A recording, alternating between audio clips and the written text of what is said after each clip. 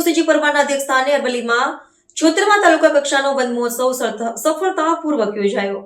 અરવલ્લી જિલ્લામાં માનનીય મંત્રી શ્રી ભીખુસિંહજી પરમારના અધ્યક્ષસ્થાને ધનસુરા તાલુકાના શિનોલ ગામે અને મોડાસા તાલુકાના મોટી ઇસરોલ ખાતે 76મા તાલુકા કક્ષાનો વન મહોત્સવ યોજાયો.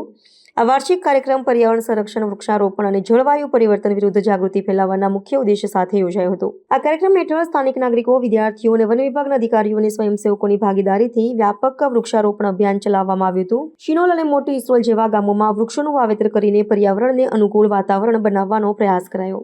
માન્ય મંત્રીશ્રીએ સંબોધન કરતા જણાવ્યું કે અરવલ્લી જિલ્લાના પર્વતીય વિસ્તારોમાં વનોનું સંરક્ષણ અને વૃક્ષારોપણ આપણી જવાબદારી છે.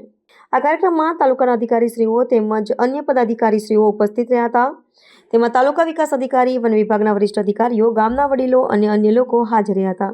રિપોર્ટર જયેશ પટેલ, અરવલ્લી.